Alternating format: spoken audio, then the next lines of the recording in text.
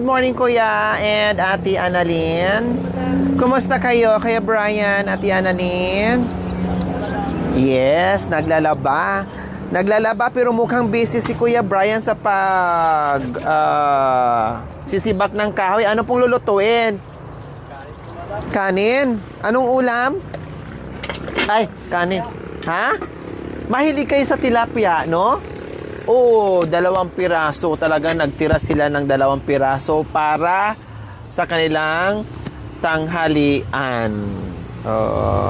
Sobra yan, no? 2 piraso na lang. 2 hiwa pala. Kasya na to sa kanila kasi alam nyo naman ay tipid lang sa sa ulam. Kumusta nga Kuya Brian? Mabuti po. Ha? Mabuti po. Gaano kabuti? Gaano kabuti yung mabuti? Mabuti po naman. Oh, very good. Alam mga kabayan, kapag silang tanungin ni Ate Annalyn and Kuya Brian, wala. No? Talagang mabuti lang, okay lang. Kayo naman po, Ate Annalyn, kumusta? Ate Maricres? Nag-ano na nga, kaso ng halaman pag minsan madam, muntik nang mamatay yung talong ko. Bakit nalunod? Kaya pala yung tuyo-tuyo na nung hindi na umulan. Ay nakalimutan. Oo. Kaya sayang na mga bunga nila, inano ko kahapon. Pati Ko? mga palaya, may bunga na rin madam. Oh, Diyos ko. Sana pagbalik ko dito, magpitas tayong 2, tapos magluto tayo, no?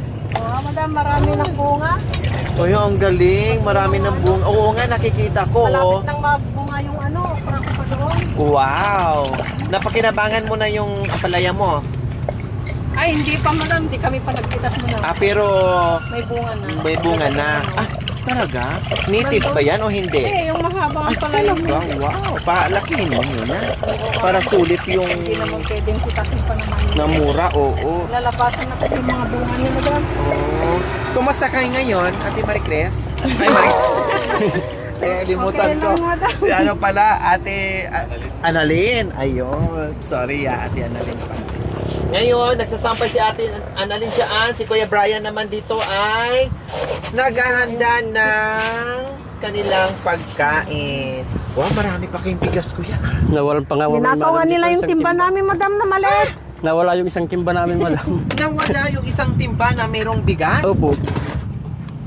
Bakit saan kayo nagpunta? Nakalakal po ako, madam. O tapos si Ate Annalyn? Iwan ko lang nag-igib, madam. So itong isang timba na lang sa biskwit ang natira? Oo. Grabe, binantayan lang siguro si Ate Annalyn mga kabayan na mag-igib para maka-ipsot yung masasamang loob. Kawawa naman, isang timba mga kabayan ang nawala. Ilang linggo na rin po sa kanila kasi 2 lang sila. Buti hindi inubos yung bigas. Nakatago, madam, yung isang timba. Isa. Opo. Yung isa nakalabas kasi doon kayo Kumukuha po. Opo. Sa sunod pala, kung saan ka magpunta, isakay mo yung mga bigas mo. Hindi rin maiwasan kasi mga kabayan na katulad ni Kuya Brian, kung saan talaga nakarating yan. Si Ate Annalyn naman ay ang alis na niya dito kapag nagsasaing siya.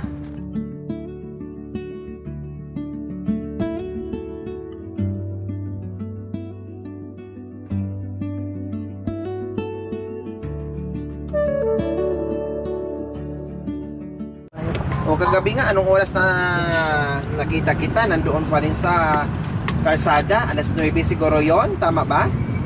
Alas 9 yata yun, madam. Araw-gabi, umaalis. Ang binabantayan nila si Ate Annalyn kung kailan mag-igib. Kaya dapat, ngayon alam nyo na nawalan na kayo ng bigas, na kayo lang din pala ang bantayan. Sa susunod, ang gagawin nyo, huwag ka munang umalis Dua pa bunga na dyan. hanggat hindi makapag-igib si Ate Annalyn, Kuya. Oo, madam. Kasi Yun, sayang naman. yun po yung ginagawa namin ngayon, madam. Oo. Sayang. Minsan 2 pa naman kayo doon mag-igib. Oo. Kasi po, madam, nung isang araw po dyan, may tricycle dyan. Gusto pupunta sana dito. Tumayo ako, nakita ko. Tapos bumalik siya. Aray. Ay. Naka-single po siya, madam. Ibig sabihin para nagmasid na yon. Opo, madam. Siguro. Tinitingnan siguro dito kung may tao ba o wala.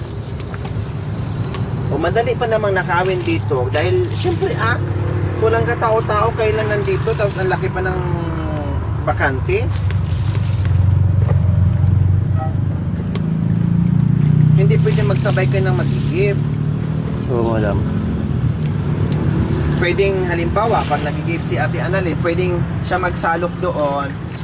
Tapos pag napuno na lahat, uwi siya dito and then kayo naman ang pupunta doon, hakutin yung mga Wilkins na may laman at isakay sa pedal. Oo. At least nandito na rin si Ate Marites. Madam, hindi. Umaga ng paggising namin ng umaga, wala na nga, madam. May kalate nung pa. gabi pa lang, hindi nyo napansin. Kinaumagahan na. Nang umagabi na, mayroon pa umagabi, upuan pa yan. Tapos umaga na magsahing na ako, nawala na. Nawala na, may kalating ano pa yon, bigas yun.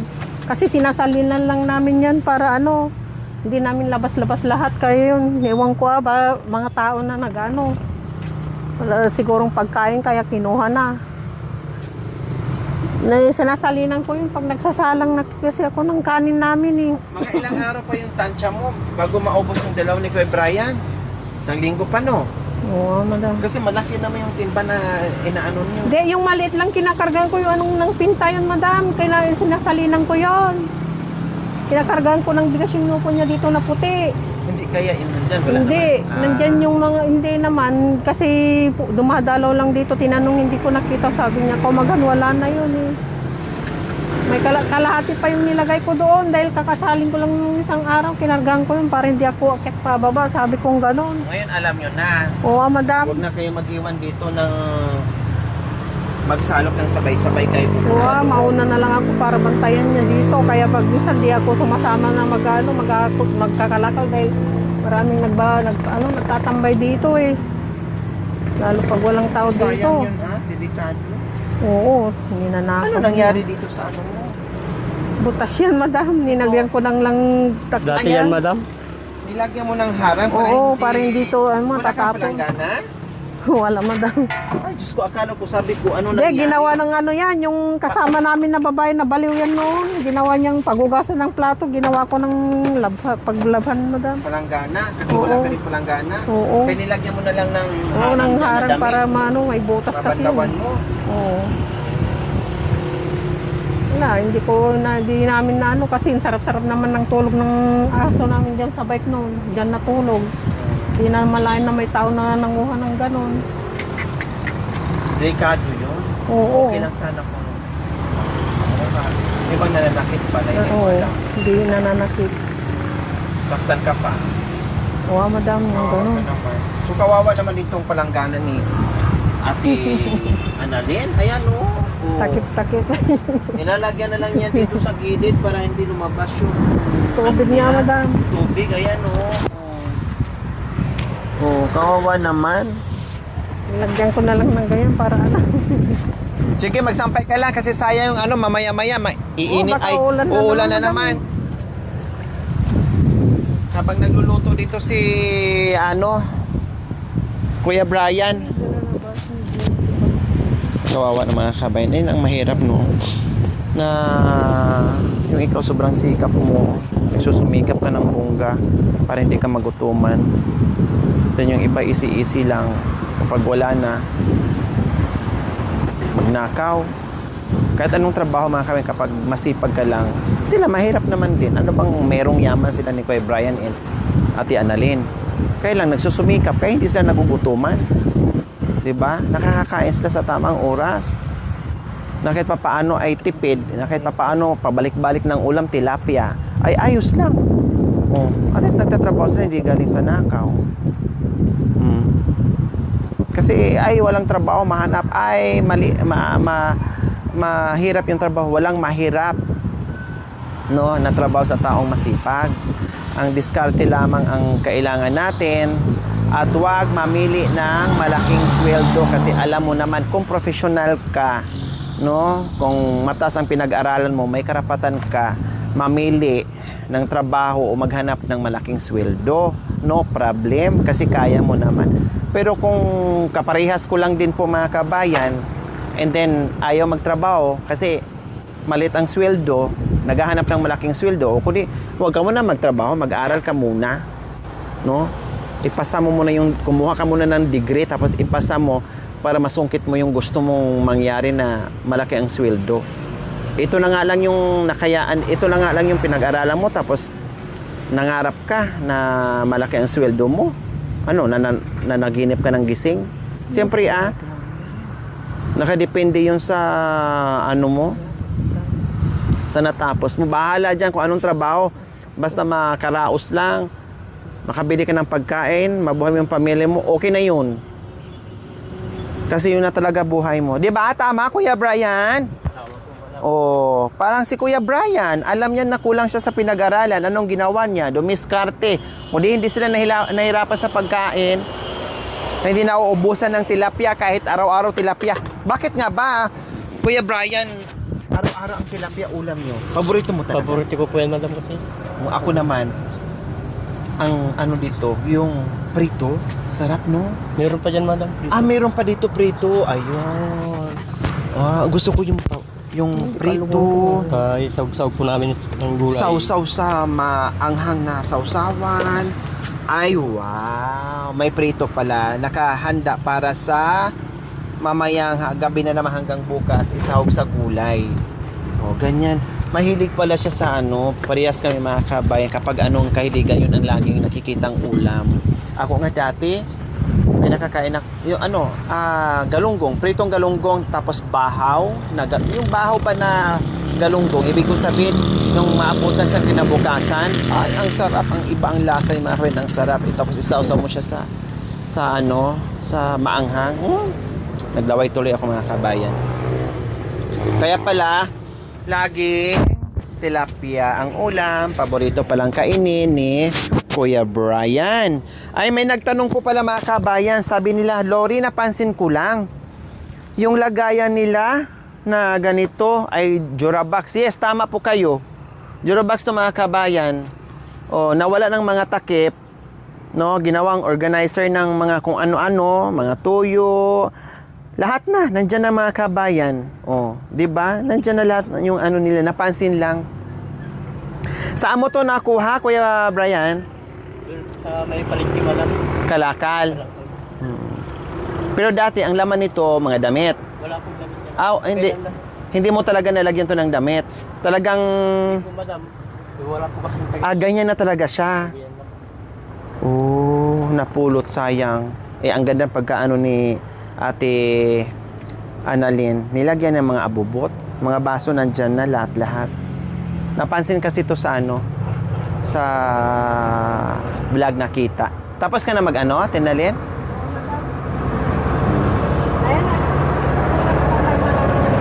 May malaki na? May malaki na daw mga kabayan.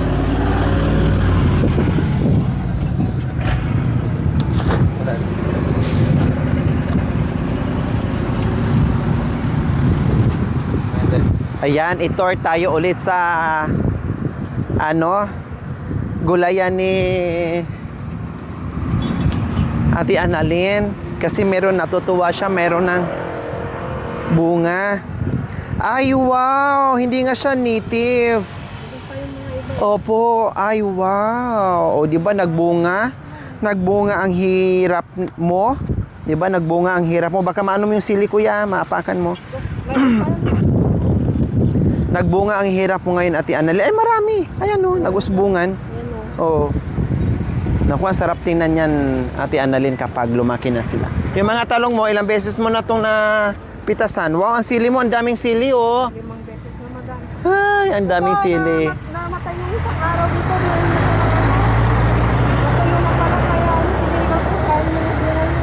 Nakalimutan mo. Hindi mo na napansin.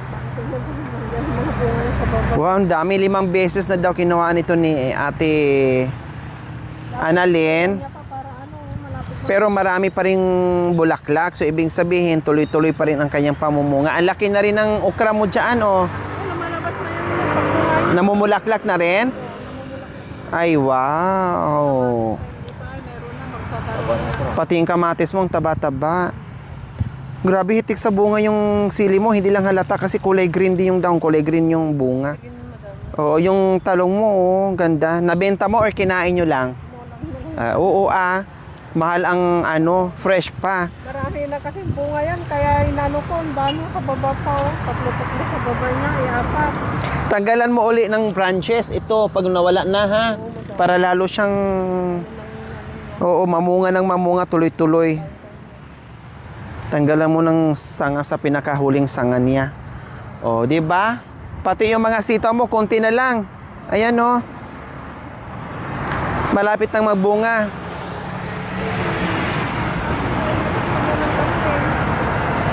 Ganda lang sa puno na, ano. Ang galing. Libreng ulam. Hindi pa namunga, pwede pang kainin yung pang Yung talbos, tama. Pag hindi pa mamunga. mahaba ang bunga pa yung palay, pag maano na. Talagang nakatambay na yung ano ni ano. Yung baka na lang. Oo, yung mga ano niya. Marami nga. Kailangan pag lumaki na yung nauuna, gulayan nyo na. Kasi pag sabay-sabay, hindi na rin kaya. Ay, hindi madam. Oo. Yung 2 piraso lang dyan, 60 daw yung 2 Oh, piraso. biro mo? Kasi pag sabay-sabayin mo, siyempre magtira ka lang naman dyan, pang ano mo naman, pang tanim. Pangtanim. Di ba? Yung pahinugin bago. Oo, pahinugin mo. Hi, Blackie! Hi, Blackie! Ay, tapon lang sila. Ha? Ha? Bakit? Bakit? Ha? Ano nangyari mo dyan?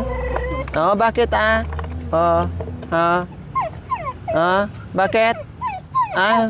Bakit? Ano? Hindi ka pinaano dyan? Ha? Ha? Hindi ka sinama? Ha? Ha? Ano na? Ay, nagsusok kung di sinasama yung amo niya. Hindi siya sinasama. Oo, Oh, sige na, hayaan mo na sumama ka na nga kahapon eh. Sumama ka kahapon, ba't ka sasama ngayon? Walang sumama, mainit.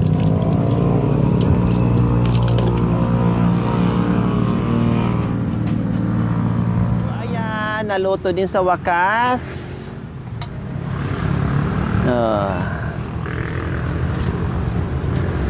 Kakain na si Kuya Brian.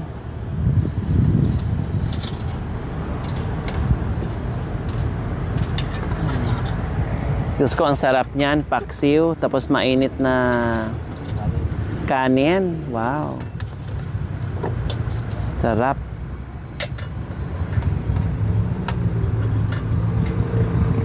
Kanya-kanyang kuha na. Galit-galit na.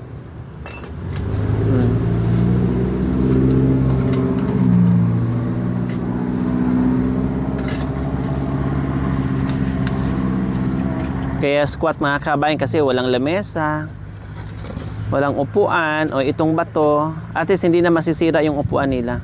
Matibay yan. O, tapos kay Ate Annalyn naman yung coffee mate. Oo. Di ba? So, ganyan lang po.